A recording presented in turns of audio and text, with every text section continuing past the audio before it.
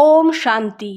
আজ ২৪শে মে ২০২৬ আমরা সবাই অব্যক্ত বাপদাদার অব্যক্ত মধুর মহাবাক্য শুনব। এই অব্যক্ত মধুর মহাবাক্য অব্যক্ত বাপদাদা ২৮শে ফেব্রুয়ারি ২০১০-এ শুনিয়েছিলেন। আজকের মুরলির টাইটেল, দেহভানের আমি এর হোলি জ্বালিয়ে পরমাত্মা সঙ্গের রঙের হোলি পালন করো। আজ হোলিয়েস্ট বাবা নিজের হোলি বাচ্চাদের সাথে হোলি পালন করতে এসেছে। চারিদিকের বাচ্চার দূর দূর থেকে স্নেহে মনের মধ্যে রয়েছে। বাপদাদা চারিদিকের বাচ্চাদের মাথায় ভাগ্যের সিতারা চমকাতে দেখছে। এত বড় ভাগ্য সারা কল্পে আর কারো হয় না। এই সঙ্গম যুগের প্রাপ্তির আধার থেকে তোমরা বাচ্চারাই এত শ্রেষ্ঠ পবিত্র হও যে ভবিষ্যতে তোমরা ডবল পবিত্র হও। আত্মাও পবিত্র আর শরীরও পবিত্র। সারা কল্পে চক্কর লাগিয়ে দেখো কোনো ধর্মাত্মাই ডবল পবিত্র হয়নি। তোমরা বাচ্চারা ডবল পবিত্র হও আর ডবল পবিত্রতার নিশানি ডবল তাজধারী হও। এখন হোলি সবাই পালন করে, কিন্তু তোমরা এই সময় যে ডবল হোলি অর্থাৎ পবিত্র হও এটা মনে করেই উৎসবের রূপে হোলি পালন করে। তোমাদেরই কদম কদমের জীবনের মহত্ব উৎসবের রূপে পালন করে। তোমরা এই সঙ্গমে প্রত্যেক দিন প্রত্যেক কদম উমং আর উৎসাহে থাকো, তো তোমাদের উমং উৎসাহের কথা সবাই উৎসবের রূপে পালন করে। কেন উমঙ্গ উৎসাহ থাকে? কারণ তোমরা পরমাত্মার সঙ্গের রঙে হোলি পালন করো, তো তোমাদের সব কদম উৎসবের রূপে পালন করে। এখন হোলিতে প্রথমে জ্বালায়, তারপর পালন করে।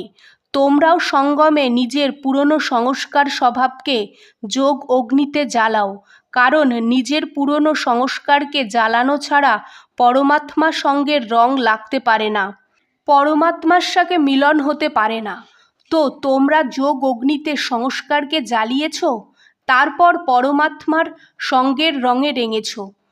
তো আজকাল সবাই জ্বালায় আর রঙও লাগায়, কিন্তু তোমাদের আধ্যাত্মিক রূপকে স্থূল রূপ দিয়ে দিয়েছে।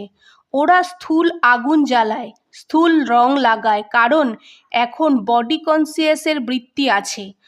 তোমরা হোলি হও আর ওরা হোলি পালন করে।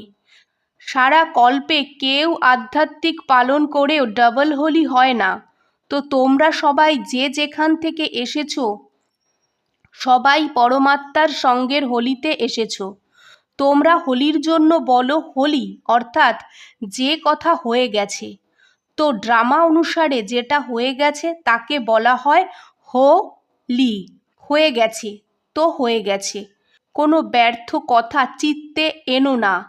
হয়ে গেছে এমন হোলি পালন করো।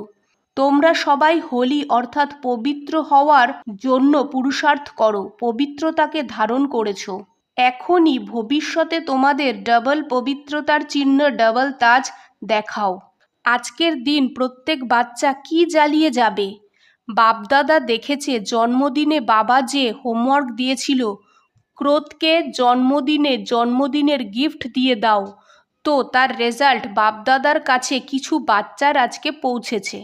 বাপদাদা দেখেছে কোথাও কোথাও বাচ্চারা অ্যাটেনশন দিয়েছে। তোমরাও নিজেদের রেজাল্ট দেখো। যারা নিজেকে কন্ট্রোল করেছো, অ্যাটেনশন দিয়েছো, হাত ওঠাও। সফলতা পেয়েছো, বড় হাত ওঠাও। আচ্ছা, শুভেচ্ছা রইল। এতে তোমরা সবাই সাহস রাখো আর সাহসের ফল প্রাপ্তি করো আর অনুভব করো। তো এই অনুভবকে যদি সামনের লক্ষ্য রাখো তো আগে বাড়তে পারবে। ক্রোধে বিজয় হতেই হবে। এখন থেকে 3 মাস অ্যাটেনশন রেখো। ক্রোধের টেনশন শেষ করতে পারো? হাত ওঠাও। আচ্ছা, ক্রোধের কারণ কি হয়? ক্রোধের বীজ কি হয়? তোমরা সদা নিজের ভবিষ্যৎ রূপকে সামনে রাখো। তোমাদের ভবিষ্যতের স্বরূপ কত সাজানো হর্ষিত চেহারা হয়। ব্রহ্মা বাবাকে সামনে আনো। কেন? শিব বাবা তো হয় নিরাকার, কিন্তু ব্রহ্মা বাবা তোমাদের মতো সাকার রূপধারী, তোমাদের মতো দায়িত্বের তাজধারী, তাও সদা হাসতে থাকে, খুশি হওয়া চেহারা, কারণ এই বিকারের উপর বিজয় প্রাপ্ত করে। শরীর দিয়ে কাজ করতে তোমাদের সামনে এক্সাম্পল হয়ে আছে। ব্রহ্মা বাবার দায়িত্বের সামনে তোমাদের দায়িত্ব তো কিছুই না। লাস্ট পর্যন্ত কর্মাতীত ভাইব্রেশন অব্যক্ত ফরিস্তা হয়ে গেছে। তো বাপদাদাকে দেওয়া গিফট ফেরত তো নেবে না। অনেকে বলে মাঝে মাঝে কাজকর্মে এমন পরিস্থিতি এসে যায় যে জোরে আওয়াজ বের করতে হয়, কিন্তু যখন এমন পরিস্থিতি আসে তখনই তো বিজয়ী হওয়ার চান্স থাকে। কথার কাজ হলো আশা, আর তোমাদের নলেজ হলো কথার থেকে উপরে বিজয়ী হওয়া। তো পছন্দ হয়েছে? অল্প সময়ের জন্য না সদাকালের জন্য? যেভাবে সদাকালের জন্য ক্রোধের থেকে মুক্ত হওয়া মুশকিল, না হতেই হবে। ও হাত ওঠাও। বাপদাদার মনের আশা হলো এখন থেকে প্রত্যেক বাচ্চাকে সদা ফোটা গোলাপের ফুলের মতো দেখতে চায়, খুশনসিব, খুশনুমা। কথার কাজ হলো আশা, এটা বুঝে নাও। কথা তো আসবেই, কিন্তু তোমাদের লক্ষ্য লক্ষণে আনতে হবে। ভয় পেও না। যেমন এখন বলে ব্রহ্মা কুমারীরা অনেক পবিত্রতার পাঠ পড়ায়, তেমন প্রসিদ্ধ হয় যে ব্রহ্মা কুমারীরা ক্রোধমুক্তও বানায়। কারণ ক্রোধ থেকে মুক্ত হতে সবাই চায়, কিন্তু মুক্ত হওয়ার বিধি জানে না।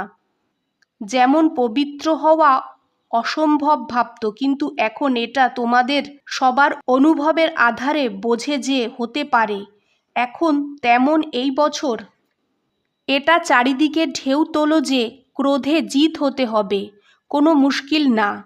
তো এই বছর তোমরা হোলিতে কি জ্বালাবে?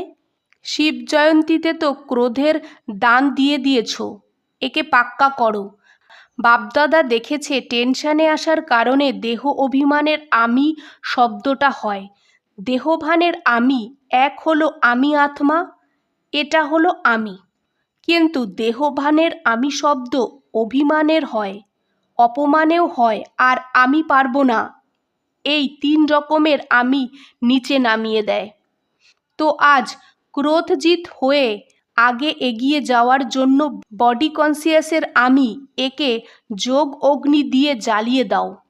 অনেক আমিকে জ্বালাও, আর এক আমি আত্মাই হই, এই আমি শব্দকে পাক্কা করো। আর বাকি আমি আজ যোগ অগ্নিতে জ্বালিয়ে দাও। ক্রোধের কারণ হলো টেনশন, আর টেনশনের কারণ হলো আমি। এই আমিকে জ্বালাও। এই আমিকে শেষ করার জন্য আজ মনে সংকল্প করো। জ্বালাতে হবে, কারণ এটাও তো বোঝা হয়, তাই না? জ্বালাতে পারো? সাহস আছে? হিম্মতে বাচ্চা তো মদতে বাপ। সাহস রাখবে তো বাবার সাহায্য পাবে, তো বিজয়ের সাথে থাকবে। যেভাবে আমাকে বিজয়ী হতে হবে, ও হাত ওঠাও। আচ্ছা মিষ্টি মিষ্টি বাচ্চাদের গুড মর্নিং। আজকের বাপদাদার মধুর বরদান, সদা ফরমানের তিলককে ধারণ করে ফার্স্ট প্রাইজ নেওয়া বাচ্চারা ফরমান বরদার ভব। বিস্তার, যে বাচ্চাদের মাথায় ফরমান বরদারির স্মৃতির তিলক লাগানো আছে, এক সংকল্পও ফরমান ছাড়া করে না, সে ফার্স্ট প্রাইজ পায়। যেমন সীতার লক্ষণ রেখার ভেতরে থাকার ফরমান ছিল, তেমন প্রত্যেক কদম ওঠাতে, প্রত্যেক সংকল্প করতে বাবার ফরমানের রেখার ভিতরে থাকো, তো সদা সেফ থাকবে। কোনো প্রকারের রাবণের সংস্কার তোমায় মারতে পারবে না, আর সময়ও ব্যর্থ যাবে না।